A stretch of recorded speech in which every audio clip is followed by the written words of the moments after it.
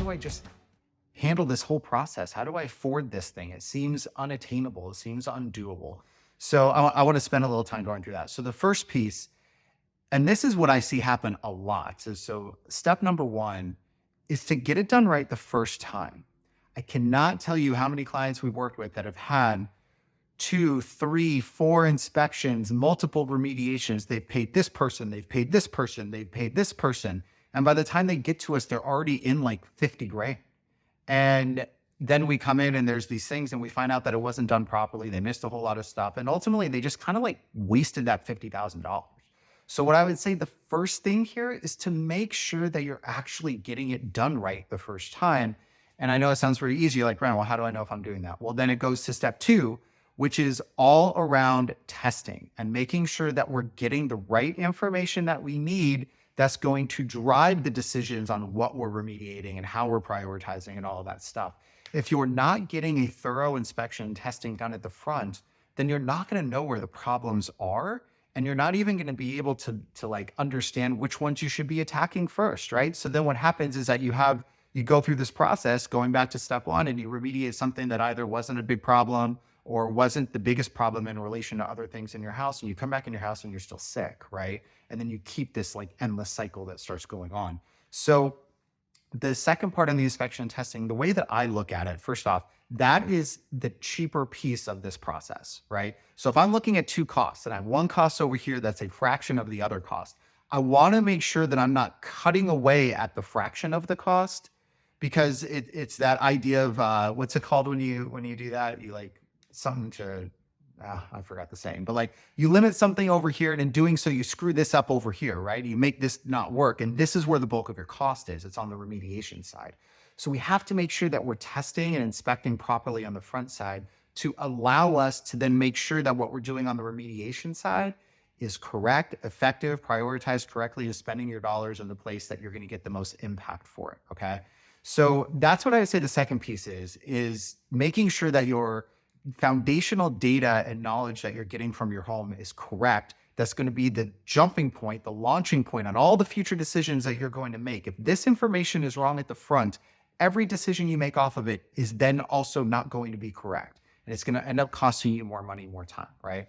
Now, on the inspection piece, we know that it's obviously not cheap to do all the time, right? Like this is about an affordability conversation. So one thing that I want to share with you guys, which I don't know if we really talked about it a whole lot publicly, but we've actually partnered with a medical financing company. They only finance typically health providers for providing health services like surgeries and medical interventions. And they're really focused on that type of financing. We Inspect is the only business that is not a direct health provider in terms of 100% like to your body healthcare service that this financing partner has allowed to come in and access their financing to provide out to our clients. And the reason is because they view us as a health provider. They view what we do as a direct impact on someone's health, even though even though we aren't like working on the body directly.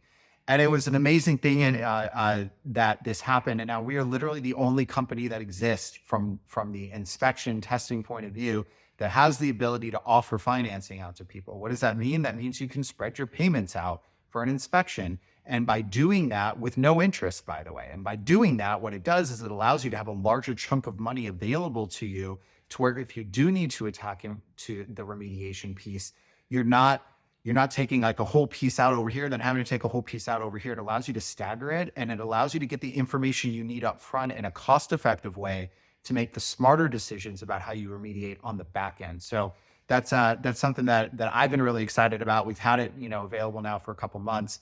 We have a limited amount of financing that we are offered, right? So we can't offer it to every single person, but if it fits your needs, it's something that we can talk about and offer. So that's one thing to help manage the cost, because we know affordability is a big component of this. Now, once you get through the testing, we're gonna get into part 3 of this, which is the remediation component. Again, this is where the bulk of the spend happens, right? This is where the bulk of your money goes. It goes in remediation. It doesn't go in testing, it goes in remediation. That's where the bulk of it is.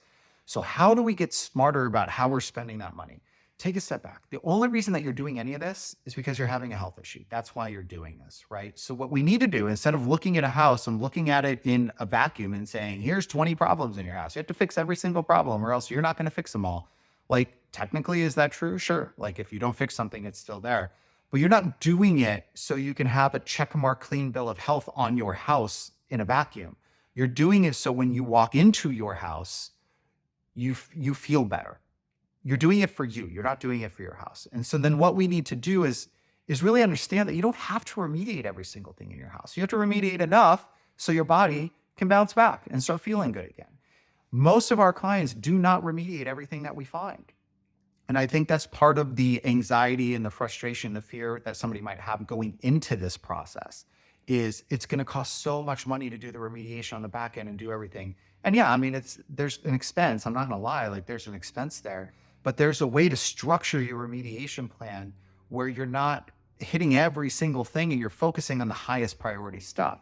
So the way that we help with that is when we deliver a report that goes to our clients, we're delivering cover page remediation priority, right? Yeah, we might have found 10, 15 things.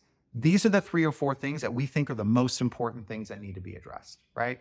And how do we come up with that? It's a combination of the raw data from the lab results, which areas are the worst, but then it's also thinking about our conversations that we've had with you over time, right?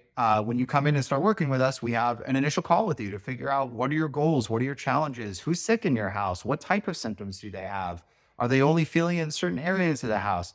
And then what we do is, let's say, for example, your child is the reason that you came into this. They're having some sort of, mold-related issue, health issue. So then we come through, we get all your test results, and your test results come out and they say, hey, your kitchen's really bad, and this area in your living room is really bad, and this is really bad. And then your kid's bedroom, while it might not be the worst in terms of like the highest levels, there was also some problems in there. Well, if I'm creating a priority list for you, I'm prioritizing your kid over the area on the other side of your house that they don't spend a lot of time in. So when you talk about the priority list, now their room comes to the top of the priority list, even though it might not be the highest concentrated level of mold that we found, because we're overlaying your real life issue and situation and goal and objective with the data that we find in the inspection and the testing, and we create a personalized priority method for you. Internally, we call this our RPM, our remediation priority method, where we take those two things, merge them together, and come up with a personalized prioritization for you. So that's what that looks like. And what does that mean? So when you have a prioritization, now you can go in and really what you're doing at that point is kind of thinking like the 80-20 concept at that point, right?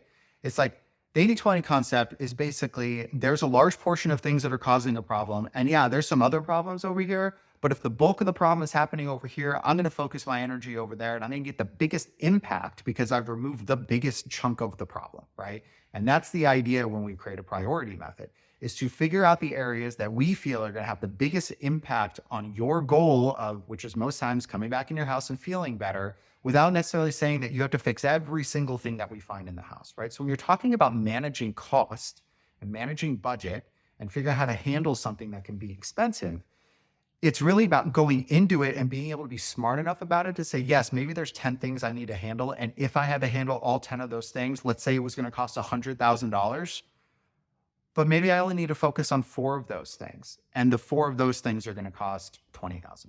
Well, we just saved $80,000 in being smart about how we test and identify what's going on, and then how we apply that information to the recommendations and the protocols that come out, right? Now, still, $20,000 is a lot of money. I get it. And at some point, when we're trying to deal with this and there needs to be remediation work done, like there is going to be a cost associated with it. What we try to do is figure out how to mitigate that cost and to help reframe your plan of attack to reduce the overall cost that you're going to have, both on the testing side by being able to offer 0% financing that no other company has that can offer. And then on the back end, being able to give you a stair-step plan that allows you to ease into remediation so you're not throwing everything at the wall at once, but you're being really smart about how you're targeting stuff and you're getting the best value for your dollar. So that was a larger explanation, but it's something that I think is important. I think a lot of people need to hear it. And this is a lot of the conversations that, that I would have with clients when I'm consulting with them. And wanted to share that with you guys here. So, yeah, it was a really good question. Glad I could give you some help hopefully on that one.